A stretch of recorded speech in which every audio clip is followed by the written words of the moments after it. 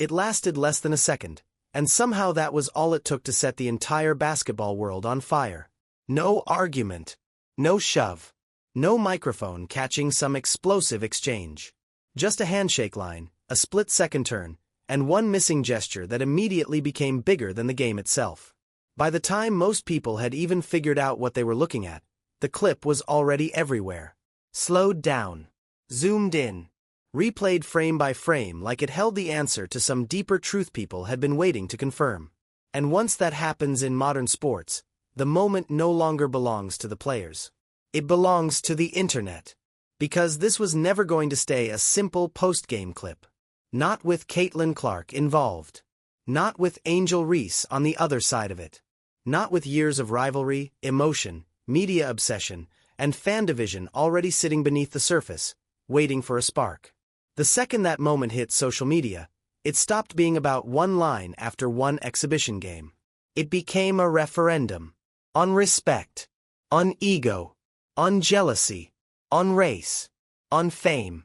On who gets protected, who gets criticized, and who people were already prepared to blame before the facts even had a chance to breathe. That is what made it so explosive. The clip was short, but the story people attached to it was enormous. And that is where this gets dangerous. Because once a moment gets packaged into a narrative people want to believe, the truth starts losing ground fast. Suddenly, nobody cares what actually happened before that line. Nobody wants the full context of the game. Nobody wants to slow down and ask whether frustration can exist without permanent hatred, or whether tension between elite competitors automatically means some deep personal feud is boiling underneath everything. The public does not reward patience. It rewards certainty. It rewards hot takes. It rewards outrage delivered quickly and loudly. So within hours, this one silent moment had been transformed into a full-blown character judgment, and millions of people were arguing over what it meant as if they had been standing inside the players' minds when it happened. But that is exactly why this story deserves a second look. Because the version that spread the fastest is not always the version that is closest to the truth. Sometimes the loudest reaction is built on the weakest foundation. Sometimes what looks personal is actually professional. Sometimes what looks cold is really frustration boiling over from something that happened long before the camera found it. And in this case, the more closely you examine what led up to that moment, the less it feels like some shocking act of disrespect, and the more it starts to look like something far more revealing about competition, pressure, and the way modern sports narratives are manufactured in real time. The real story is not just what happened in that line. The real story is why the world was so ready to believe the worst the instant it saw it. The moment didn't go viral because it was clear. It went viral because it was ambiguous. That's what made it perfect. A half-second interaction with just enough uncertainty to let people project whatever they already believed onto it. The clip starts, the line moves, hands are extended, and then suddenly, one isn't. A turn. A step forward. No contact. That's it. That's all it took. And within minutes, that tiny gap in a routine post-game ritual was being treated like a defining moment in an ongoing saga people had already written in their heads. What followed wasn't analysis. It was acceleration. The video spread across platforms at a speed that didn't allow context to catch up. Edits started appearing almost immediately. Zoom-ins on the exact frame where the shoulder turns. Slow-motion replays designed to stretch that split second into something that felt intentional, dramatic, undeniable. Music layered underneath to amplify emotion. Captions that didn't ask questions. They made statements. And just like that, the moment wasn't being observed anymore. It was being interpreted, reframed, reinforced, over and over again until the interpretation started to feel like fact. And once that machine gets going, it doesn't stop to verify anything. It feeds on reaction. One side calling it blatant disrespect. The other side calling it overblown nonsense. Comment sections turning into battlegrounds where nobody is trying to understand what happened, they're trying to win. Because in moments like this, the clip itself becomes secondary. What matters is how people feel about it. And feelings move faster than facts. They spread wider. They hit harder. And they stick longer than any detailed breakdown ever could. What makes this even more powerful is that the audience didn't need to know anything about the game that came before it. You didn't need to understand offensive sets, player roles, or in-game dynamics. You didn't need to watch a single possession. All you needed was that one moment, one visual, one perceived snub. That's what made it so accessible. Anyone could look at it and instantly form an opinion without any background knowledge. And in the world of viral content, that simplicity is everything. Because here's the truth most people don't realize. The story wasn't built after the clip went viral. It was already there, waiting. All that moment did was give it a visual anchor. A piece of evidence people could point to and say, "See? This is what I've been talking about." And once that happens, it becomes incredibly difficult to pull the conversation back toward reality. Because now you're not just questioning a moment. You're questioning the narrative people have emotionally invested in. And that's a much harder thing to break. The entire argument started with one assumption. That she didn't see her. That it was some kind of accidental miss, a moment of distraction, a simple oversight in a routine line. And on the surface, that sounds reasonable. Until you remember who you're talking about. Caitlin Clark doesn't play basketball like most players. Her entire identity on the court is built on one thing: awareness. Not just vision but processing speed. The ability to track 10 moving bodies, predict where they're going, and deliver the ball before the play even fully exists. That's not hype. That's the defining trait that separates her from almost everyone else in the game. She doesn't react late. She reacts early. Sometimes impossibly early. Go back and watch her college tape. The no-look passes that somehow land perfectly in a teammate's hands. The cross-court lasers thrown before the defense even shifts. The way she finds cutters in traffic without ever turning her head. That kind of awareness doesn't just turn off in a handshake line. It doesn't disappear the moment the buzzer sounds. If anything, it's automatic. Constant. Always running in the background. So the idea that she simply didn't notice Angel Reese standing directly in front of her, arm extended, in a slow-moving line with no chaos, no pressure, no distraction, that's where the explanation starts to fall apart. This wasn't a crowded scramble. This wasn't a moment where bodies were flying and attention was split in 10 directions. It was controlled, predictable, linear, and she was walking straight toward it. Which leads to the uncomfortable conclusion people didn't want to entertain. She saw it. Of course she saw it. The turn wasn't random. The movement wasn't accidental. It was a micro-decision. A subtle one, quick enough to miss if you weren't paying attention, but clear enough once you slow it down. And that's exactly why it hits so hard. Because when something looks intentional, even for a fraction of a second, people immediately start assigning meaning to it. But here's where things started to get distorted. Because recognizing that it was intentional doesn't automatically validate the narrative that followed. Intent does not equal hostility. A moment of choice does not equal a long-standing grudge. And that's the gap where the entire conversation went off track. People jumped from "she saw it" straight to "this proves everything," without stopping to ask the more important question: why would that decision happen in the first place? And that question doesn't get answered in the handshake line. It gets answered in the 40 minutes that came before it. The moment you accept that it wasn't accidental, the conversation immediately becomes more uncomfortable. Because now you're not asking if something happened. You're asking why. And that's where most people rush to the wrong conclusion. There's a massive difference between a split-second emotional reaction and a deep, personal issue that's been building over time. But the internet doesn't operate in that space. It doesn't deal in nuance. It jumps straight to extremes. So the second people believed the moment was intentional, the narrative escalated instantly. Disrespect. Beef. Personal tension. Some even went as far as framing it like a continuation of everything that's ever happened between Caitlin Clark and Angel Reese. As if that one step forward without contact somehow confirmed a long-standing feud. But that's not how elite competition works. At the highest level, frustration doesn't always come out through words. It shows up in body language, in silence, in small, controlled actions that say just enough without turning into a full-blown scene. Athletes don't always argue. They don't always confront each other directly. Sometimes the reaction is quieter, sharper, more contained, and in many ways, more honest. Because it's not filtered. It's not calculated for cameras. It's just raw emotion leaking out in real time. And that's what this looked like. Not hatred. Not some long-term personal issue. Just irritation. The kind that builds during a game when things aren't flowing the way they're supposed to. The kind that lingers for a few minutes after the final buzzer when everything is still fresh.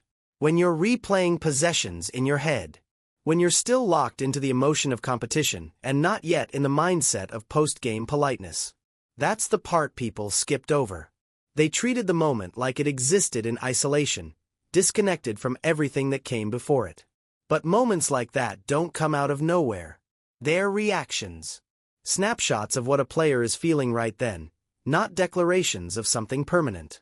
Because if this were actually personal, if there was real underlying hostility, you wouldn't need to search for signs of it in a handshake line. You'd see it everywhere. In how they play. In how they communicate. In how they move around each other on the court. That kind of tension doesn't stay hidden. It leaks into everything. But instead of asking whether that pattern existed, people locked onto one frame and built an entire story around it. And that's exactly why the real explanation doesn't start in that line. It starts in the game itself, where the frustration actually began. If you want to understand that moment, you have to rewind. Not to the handshake, not to the clip, but to the actual game. Because everything that happened in that line makes a lot more sense once you see what led up to it. On paper, everything looked fine. Team USA was in control. The scoreboard didn't suggest any kind of problem. But beneath that surface, the offense wasn't flowing the way it should have been. And when you're dealing with a player like Caitlin Clark, that matters more than anything. Because her entire game is built on rhythm, timing, precision. Every possession is supposed to connect like a sequence. And when that sequence gets interrupted, even slightly, it stands out immediately. Clark was doing what she always does. Pushing tempo, setting up actions, creating opportunities before the defense could react. She was controlling the pace, orchestrating the floor, putting the team in positions to score efficiently. That's her role. That's what she was brought in to do. And when that role is clear, everything around it tends to fall into place. At the same time, Angel Reese was doing her job in the areas she dominates. Rebounding, physical presence, fighting in the paint, controlling second-chance opportunities. That's where she's elite. That's where she impacts the game at the highest level. But as the game went on, something started to shift. Instead of securing the rebound and immediately moving the ball to the point guard, keeping the offense flowing through its primary engine, there were possessions where that sequence broke down. The ball stayed in her hands longer than expected. Dribbles where there usually wouldn't be any. Transition moments where the structure started to blur. And in a few key situations, instead of the offense resetting through Clark, it stalled. To a casual viewer, that might not look like much. But at a high level, those small changes have a massive impact. They disrupt spacing. They throw off timing. They force players out of position. And most importantly, they take the ball out of the hands of the player designed to control everything. For a point guard wired the way Clark is, that's not just a minor issue. It's one of the most frustrating things you can experience on a basketball court. Because when you're built to read the game, to anticipate movement, to control every possession, you rely on structure. You rely on trust. You expect certain actions to happen so you can build off them. And when those expectations aren't met, even for a few possessions, it creates tension. Not personal tension. Not emotional conflict. Just competitive friction. The kind that happens when two players are operating with slightly different instincts in the same system. And that friction doesn't need words. It builds quietly. One possession at a time. A missed timing window. A disrupted sequence. A moment where the ball doesn't come back when it should. Nothing dramatic. Nothing explosive. Just enough to linger in the back of your mind as the game continues. So when the final buzzer sounds, that feeling doesn't just disappear. It's still there. Fresh. unresolved. And in that exact moment, before the reset, before the conversations, before the emotions settle, you get the most honest reaction you're going to see. Not planned, not calculated, just real. And suddenly, that split second in the handshake line doesn't look so random anymore. Now here's where the conversation gets uncomfortable. Because once you understand what likely caused that moment, you have to ask a much bigger question. Not about the players, but about the reaction. Because if you take that exact situation, copy it, and drop it into a different league with different names, the response looks completely different. Think about how we talk about competitors like Kobe Bryant, a player who openly showed frustration when teammates didn't meet his standard. There are entire stretches of his career where his body language alone told you exactly how he felt about what was happening on the court. And what did we call it? Intensity, leadership, the Mamba mentality. Look at Draymond Green, a player whose emotional reactions have crossed far beyond silent frustration. Confrontations, outbursts, even physical incidents with teammates. And yet, he's consistently described as the emotional engine of a championship team. Passionate, accountable, a competitor who demands excellence. Or LeBron James, visibly frustrated on the court, calling out teammates, showing reactions in real time when things break down. The conversation around that. He wants to win. He expects more. That's what greatness looks like. Even outside basketball, you see it with someone like Tom Brady. Breaking tablets on the sideline. Yelling. Showing raw frustration during games. And the narrative stays consistent. He still has that fire. That competitive edge that separates him from everyone else. Same behavior. Same emotion. Completely different interpretation. Because when male athletes show frustration, we frame it as part of greatness. We almost expect it. We celebrate it. We build entire brands around it. But when that same energy shows up in women's basketball, the tone shifts immediately. Suddenly it's not competitiveness. It's drama. It's not intensity. It's conflict. It's not leadership. It's a problem. And that's exactly what happened here. Instead of asking whether that moment came from competitive frustration, the conversation jumped straight into personal territory. Into narratives about rivalry, tension, and deeper issues that may not even exist. The reaction wasn't measured against the standards we use for elite competitors. It was filtered through a completely different lens. And that lens changes everything. Because it doesn't just shape how moments are interpreted, it shapes how players are allowed to express themselves. It creates an expectation that they have to remain composed, agreeable, and perfectly aligned at all times. Even in a sport built on pressure, emotion, and constant friction. But that's not reality. The reality is that elite athletes, regardless of league, regardless of gender, operate on edge. They're wired to react, to feel every mistake, every disruption, every missed opportunity. And sometimes that shows up in ways that aren't polished or camera-friendly. That doesn't make it personal. It makes it real. And the moment you start applying the same standard across the board, that handshake clip stops looking like some shocking controversy and starts looking like something we've seen hundreds of times before. But here's the part that takes this from a simple moment to something much bigger. Because this wasn't just any two players. This involved Caitlin Clark and Angel Reese, two names that, at this point, don't just represent basketball.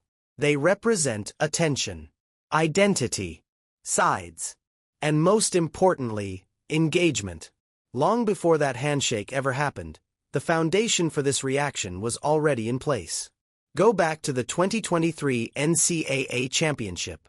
The moment 2023 NCAA Women's Basketball Championship ended, and Angel Reese turned toward Clark with that now famous gesture, pointing to her ring finger, echoing the "you can't see me" celebration.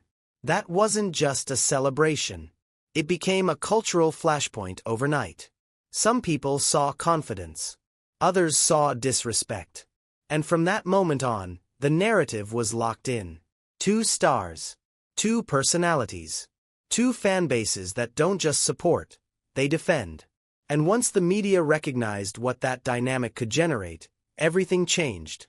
Because rivalries like this aren't just about competition. They're about contrast. Style versus style. Persona versus persona. One player viewed as the generational shooter reshaping the game.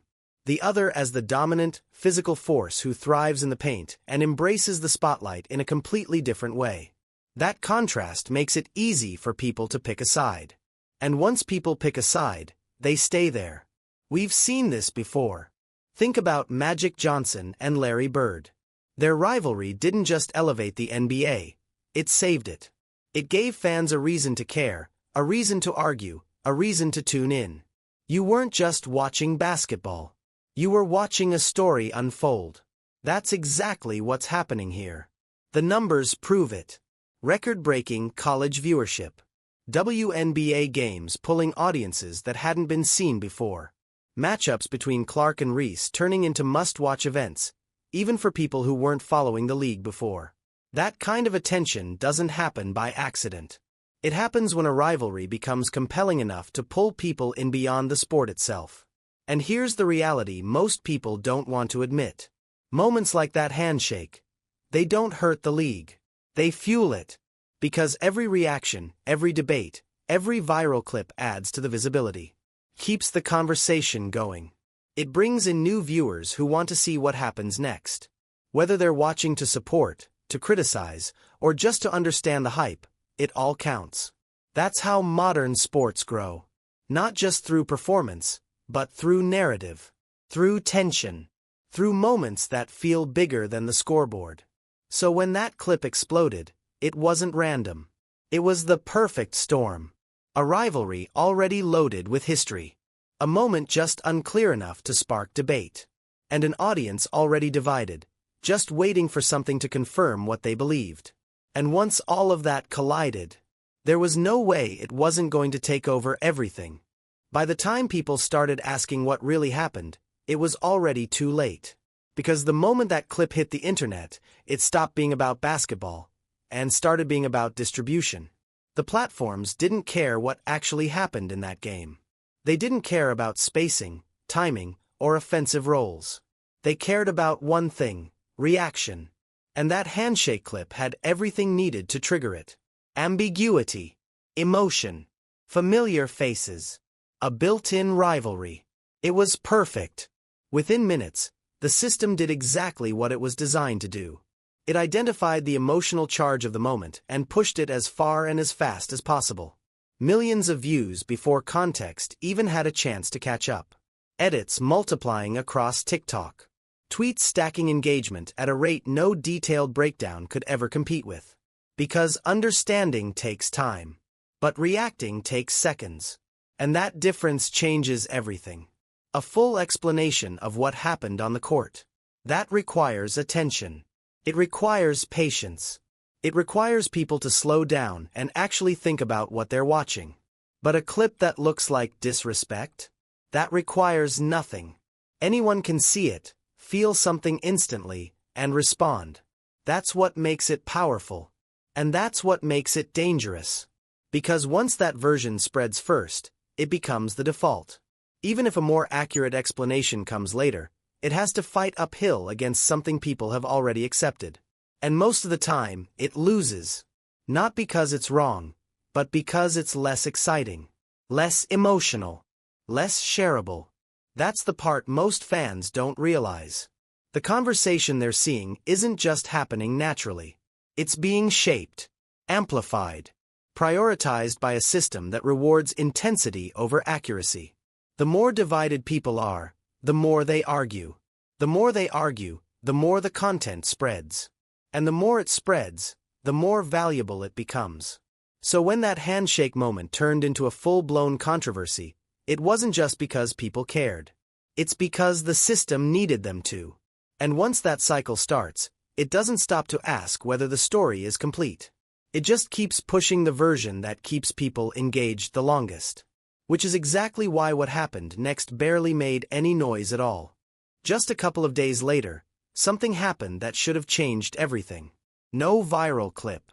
No dramatic edit. No explosive headline. Just another game. Another opponent. Another 40 minutes where all the things people claimed were broken should have been impossible to hide. Because if the narrative was true, if there was real tension, real personal friction between Caitlin Clark and Angel Reese, it wouldn't disappear overnight. You can't fake chemistry at that level. Not in a structured high-intensity environment where every movement depends on trust. It shows up immediately. In missed passes. In hesitation. In spacing. In the way players avoid each other without even realizing it. So when Team USA stepped back on the court, that was the real test. And nothing was there.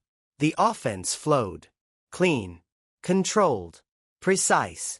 Clark was back to orchestrating, reading the floor, delivering passes exactly where they needed to be.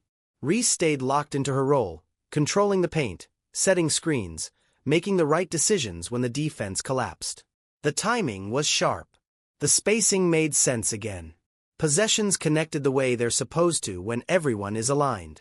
More importantly, the little things were there. Communication on switches. Eye contact during rotations. Subtle gestures that don't show up in highlights but define how teams actually function. They weren't avoiding each other. They weren't forcing anything. They were just playing basketball the way professionals do when the objective is simple. Win. And that's what makes this so revealing. Because real conflict doesn't disappear like that. It lingers. It leaks into performance. It shows up whether you want it to or not. If there was anything deeper going on, that game would have exposed it immediately. But instead, it did the opposite. It showed exactly what this situation actually was. A moment. A brief flash of frustration that came and went as quickly as it appeared. Nothing more. Nothing lasting. Just two elite competitors adjusting, resetting, and getting back to work. That's what professionals do. They don't hold on to one possession. They don't carry one moment into the next game. They process it, move forward, and focus on execution. That's the difference between drama and discipline. Between narrative and reality. But here's the problem. That version of the story didn't spread. Because it wasn't dramatic. It didn't divide people. It didn't give anyone something to argue about. It didn't confirm what fans had already chosen to believe. So it stayed quiet. Almost invisible compared to the explosion that came before it. And just like that, most people were left with a completely different impression of what actually happened. Not because the truth wasn't there, but because it wasn't loud enough to compete. By the time everything settled, the moment had already taken on a life of its own. For a lot of people, the story was already locked in. A sign of disrespect. A continuation of a rivalry. Proof of something deeper happening beneath the surface. And once a narrative like that sticks, it's hard to undo. Not because it's accurate, but because it feels right to the people who believed it first. But when you step back and look at everything together, the game, the context, the reaction, and what happened immediately after, it tells a completely different story. Not one of conflict. One of competition. Because that's what this really was. A split-second reaction from a player wired to control everything on the floor, responding to a moment of frustration that built over the course of a game. Not planned. Not strategic. Not designed to send a message to the world. Just real. The kind of real that happens when the cameras catch something that was never meant to be analyzed frame by frame. And yet, that's exactly what happened. The clip got pulled out of context. The narrative got built around it. The reaction got amplified beyond recognition. And suddenly, something that should have lasted a few seconds turned into a full-scale debate about respect, rivalry, and everything in between. But here's the part that matters most. The players moved on. While the internet kept replaying the moment, breaking it down, arguing over it, and attaching meaning to every frame, the people actually involved went back to doing what they do best. Competing. Adjusting. Winning. Because at that level, that's all that matters. Not the noise. Not the commentary. Not the version of the story that spreads the fastest. Just the game. And that's the difference most people miss. The internet holds onto moments. Athletes don't. They don't have time to. Because every possession matters. Every game resets the narrative. Every performance writes something new that eventually replaces whatever came before it. And while fans are still debating what that 1 second meant, the real story is already moving forward, possession by possession, completely unaffected by the noise surrounding it. So the better question isn't what happened in that handshake line. It's this. When everything is said and done, when the highlights fade, the debates disappear, and the narratives lose their grip, who actually defined the game? Because it won't be decided by a clip. It'll be decided on the court. And if you're watching stories like this unfold in real time, breaking down the moments most people misunderstand, then you're already seeing the game at a deeper level than most. But here's the thing. Only a small percentage of viewers actually take that next step. If you want more of these breakdowns, real analysis, real context, and stories that go beyond the surface, make sure you hit subscribe. Not just casually, but intentionally. Because every time you subscribe, you're telling the algorithm to push content that values understanding over noise. Drop a like if this changed how you see the moment. It might seem small, but it directly impacts how far this video reaches and who gets to see it next. And most importantly, leave a comment. Not just your opinion, but your reasoning. Because the difference between reacting and understanding is the conversation that happens after. The story might have started with 1 second. But the real ones know, it never ends there.